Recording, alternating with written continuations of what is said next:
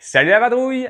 À l'approche de la Saint-Valentin, je me suis dit que nous pourrions nous intéresser à un couple emblématique de la mythologie grecque, dont l'union est née d'une aventure extra-conjugale, celui d'Aphrodite et d'Arès. L'histoire, ou plutôt une de ses versions, nous raconte qu'Aphrodite serait née de l'écume de la mer. Complètement nue, elle en serait sortie chevauchant un magnifique coquillage grâce auquel elle accosta d'abord en Cythère, puis, l'île étant trop petite pour elle, se serait installée à Paphos, sur l'île de Chypre, là où son culte se développa. Afin de préserver les regards curieux de la beauté de son corps, les saisons, filles de Thémis, se pressèrent de la vêtir d'une somptueuse tenue. Hors de l'eau, Aphrodite apparaissait comme la plus belle divinité grecque. Son passage dans l'Olympe ne laissait aucun dieu indifférent. Jamais pareille beauté n'avait été admirée en ces lieux divins. Sa peau, d'une blancheur nacrée, libérait un délicat parfum de fleurs, sucré et doux à la fois. Sa longue chevelure couleur blé masquait les formes tant appréciées de ses admirateurs. Ses yeux d'un bleu étincelant rappelaient les flots marins qu'il avait accueillis sur terre. Douée de charme divin, elle apparaissait comme la personnification de l'amour céleste et de l'amour divin. Mais Zeus, bien conscient qu'une telle beauté pourrait être l'objet de disputes et de désaccords, décida de l'unir à Héphaïstos, dieu des forges, du feu, de la métallurgie et des volcans. Son apparence rustique semblait l'avoir convaincu, tandis que les regards des autres dieux se dissipaient. Sa qualité de forgeron aguerri lui permettait de lui confectionner les plus belles parures. C'était une manière de lui témoigner son amour, mais aussi de combler ses longues périodes d'absence. En effet, Héphaïstos passait de nombreuses heures à travailler dans sa forge située sous l'Etna, à tel point qu'Aphrodite commença à souffrir de solitude. Et on sait ce qui se passe quand c'est comme ça. Et évidemment, vous vous en doutez, ce qui devait arriver arriva. Non loin de son regard, se trouvait un autre dieu, craint des mortels pour sa barbarie, et critiqué de ses pairs pour sa soif de sang toujours plus grande. Même Zeus ne le portait pas dans son cœur. Cependant, son côté belliqueux plaisait à la déesse de l'amour. Sa silhouette athlétique et la beauté qui s'en dégageait réussirent à la séduire. Le bel homme qu'il était contrastait avec l'apparence plus rustre d'Héphaïstos qui, malheureusement, gardait des séquelles de sa chute de l'Olympe durant son enfance. Un beau jour, alors qu'Arès revenait de l'un de ses nombreux champs de bataille, Aphrodite l'aperçut, le corps enduit de sang, recouvrant partiellement ses blessures de guerre. La belle, empreinte de solitude, ne put résister à la démarche triomphante du dieu.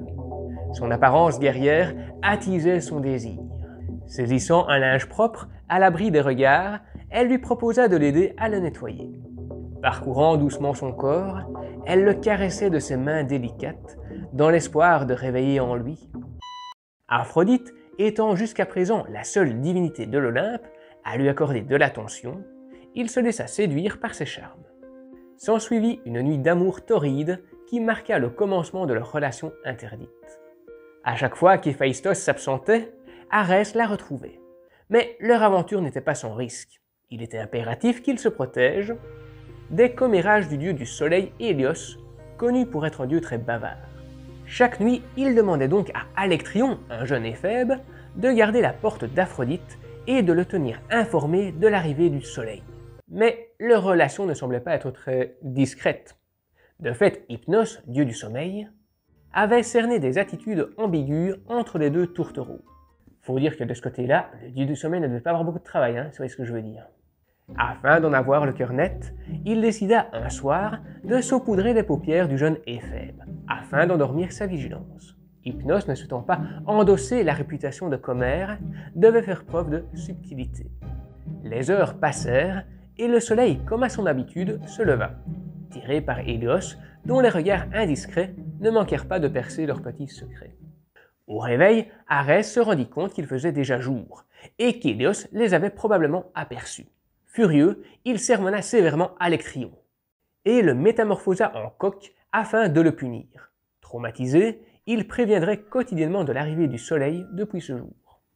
De son côté, Hélios s'empressa d'aller prévenir Héphaïstos. Le dieu des forges, éperdument amoureux de sa femme, ne pouvait croire qu'elle l'avait trompé. Pour en avoir le cœur net, il décida de leur tendre un piège. Afin de s'assurer qu'Aphrodite ne se doute de rien, il lui annonça qu'il serait absent pour une longue période. Le travail qui l'attendait était colossal. C'était donc l'occasion pour le couple d'amants de se retrouver et de consommer leur amour. Mais c'était sans compter sur l'ingéniosité du dieu forgeron. Préalablement installé au-dessus du lit conjugal, un large filet qu'il était le seul à savoir manier allait lui permettre de les prendre la main dans le sac. Et promis, cette fois, il n'y a pas de jeu de mots. Les mailles de ce filet étaient si petites qu'elles étaient quasiment invisibles à l'œil nu.